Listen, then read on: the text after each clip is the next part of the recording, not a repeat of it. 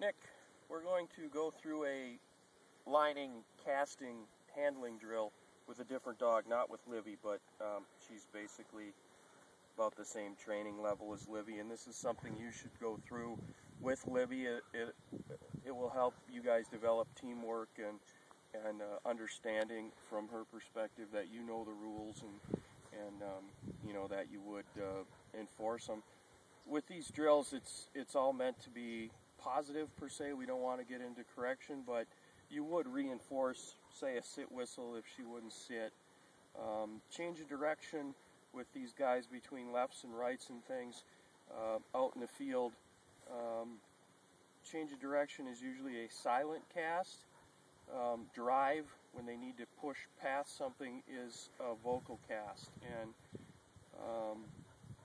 we'll show you here the word back is her command for being sent on a blind. It's also when you stop her on a whistle and you need her to go farther, a vocal cast of back and a hand signal for which direction you want is the way we do that. This is basically 4 white bumpers and cut lawn, and we'll do it as a lining drill first. It's a simple 4 bumper wagon wheel. North, south, east, and west is the way we would throw these bumpers. They're 12 o'clock, 6 o'clock, 3 and 9 heel. So the heel position, and to let them know again, it's a cue, it's not a command that they're about to run a blind and not get a mark. On a mark it would be watch. On a dead bird that she hasn't seen fall, or you need to handle her to, you would cue her on dead. Not dead bird, just dead. Dogs don't need sentences, but you just cue on dead. Sit. Dead. Back. And you just put your hand in, about 6 inches above her eyeballs. Here. Here. And this is busy. And Livvy likes me more than Busy does. Sit. Busy try to go run to the camera crew there. Heel.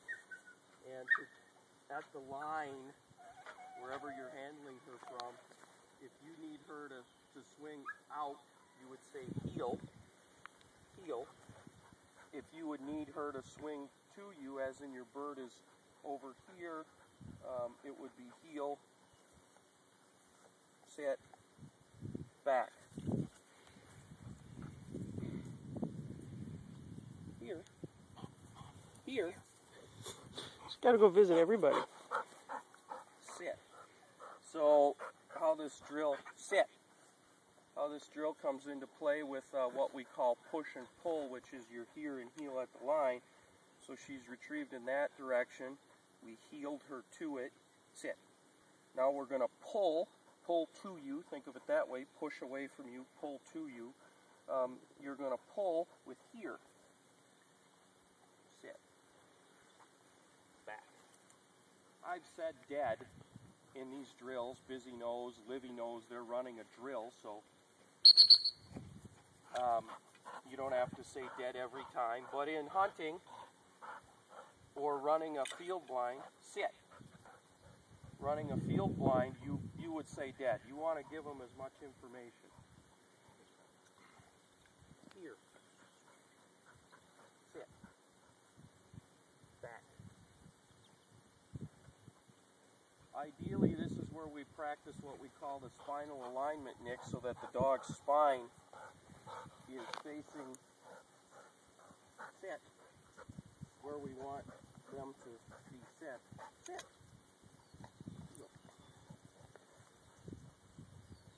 But you don't over tweak that with these young dogs. You just face heel.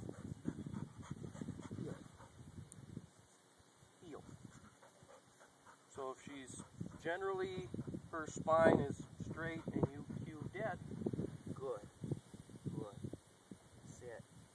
Back. Kick them loose and we'd start handling. Here. Here. Biz is kind of unfocused with all this. Here. Here. Sit. Sit. We're going to do this as as a casting drill, we can do it both ways.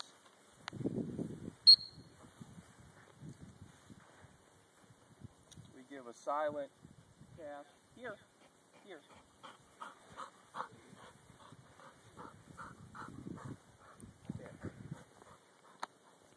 Sit. Now I threw that one to the right and I changed my location, and I'm giving the same cast that I just gave, which is my left hand. But she's taking it from another direction, and that really is, hard for a dog to do, believe it or not. They get pretty honed into going back to where you just threw one. Sit. So those are overcasts, which typically you would give silent. You're trying to change the momentum from going away from you to just over here again, back to that, getting into the cover for some pheasants, or kick them into the cattails for that cripple and find it. Back. Now you see the influence there of what she just got. Back.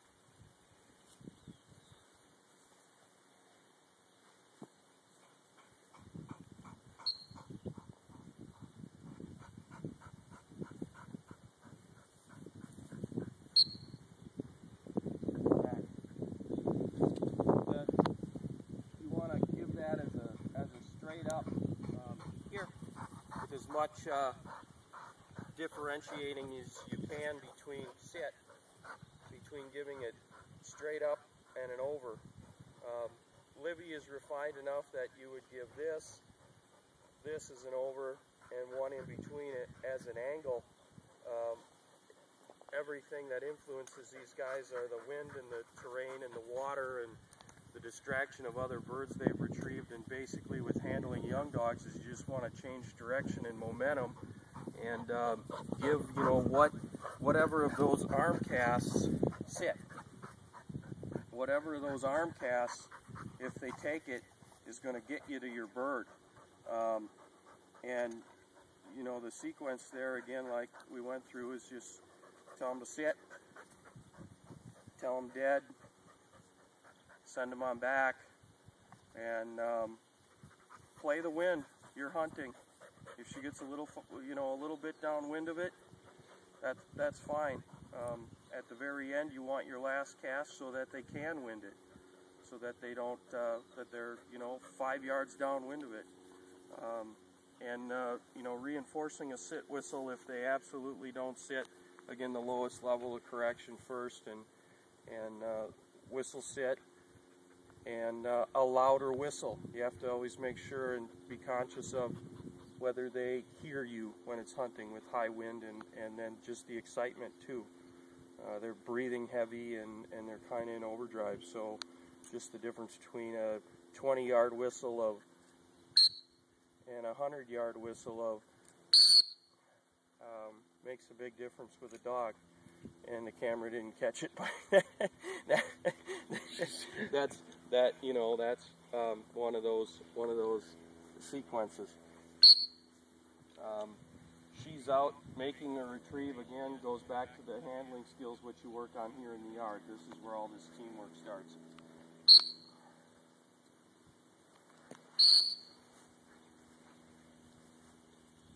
And then you can cast her off of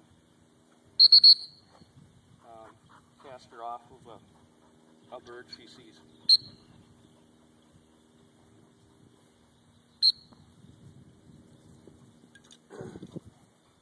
And this is where that teamwork starts. In the future, we'll send you some email stuff about about where you can get a book. D.L. Walters, Handling Retrievers, $25, greatest book you can ever get for having a handling dog. But that's the short synopsis of it.